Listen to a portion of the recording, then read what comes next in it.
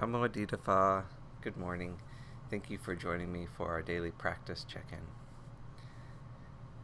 Listen, listen, listen. This beautiful sound calls us back to our true home.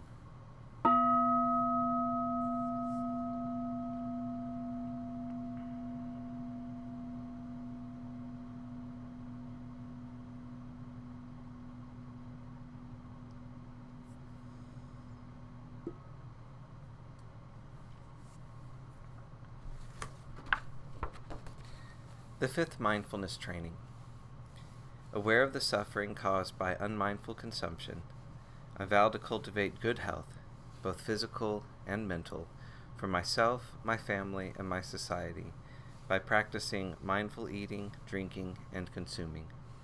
I will ingest only items that preserve peace, well-being, and joy in my body, in my consciousness, and in the collective body and consciousness of my family and society. I am determined not to use alcohol or any other items that contain toxins, such as certain TV programs, magazines, books, films, and conversations. I am aware that to damage my body or my consciousness with these poisons is to betray my ancestors, my parents, my society, and future generations.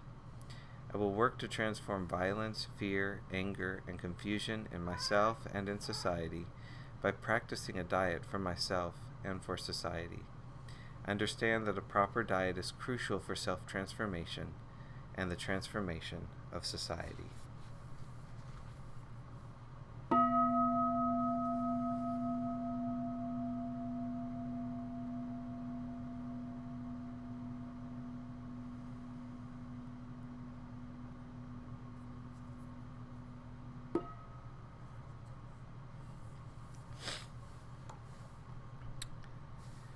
We're beginning a new essay from Ajahn Thanissara's book, The Karma of Questions, today. The Weight of Mountains. Is a mountain heavy? It may be heavy in and of itself, but as long as we don't try to lift it up, it won't be heavy for us. This is a metaphor that one of my teachers, Ajahn Suwat, often used when explaining how to stop suffering from the problems of life. You don't deny their existence, the mountains are heavy, and you don't run away from them. As he would further explain, you deal with problems where you have to, and solve them where you can. You simply learn how not to carry them around. That's where the art of practice lies, in living with real problems without making the reality burden the heart.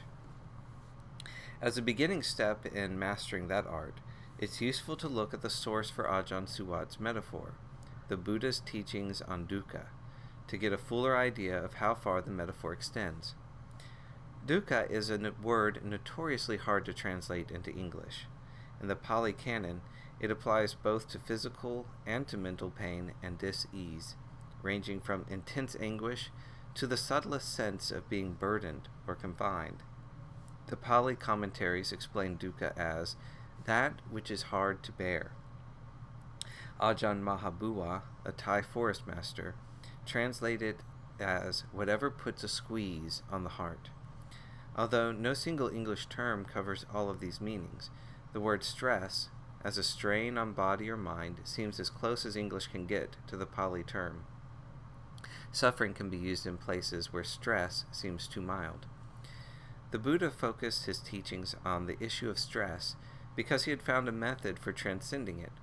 To understand that method, we have to see which parts of our experience are marked by stress.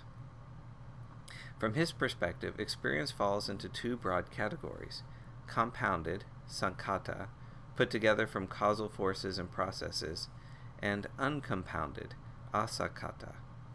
All ordinary experience is compounded.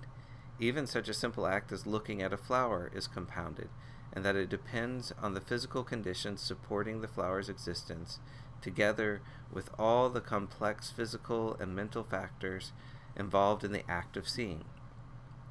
The only experience that isn't compounded is extraordinary, nirvana, for it doesn't depend on causal factors of any kind. Stress is totally absent from uncompounded experience. Its relation to compounded experience, though, is more complex. When the Buddha talked about dukkha in terms of the three common characteristics, inconstancy, stress, and not self, he said that all compounded experiences are innately stressful. From this point of view, even flower gazing is stressful despite the obvious pleasure it provides, for it relies on a fragile tension among the combined factors making up the experience. Thus, if we want to go beyond stress, we'll have to go beyond compounded experience. But this presents a problem. What will we use to reach the uncompounded? We can't use uncompounded experience to get us there because, by definition, it can't play a role in any causal process. It can't be used as a tool. So we need a way of using compounded experience to transcend itself.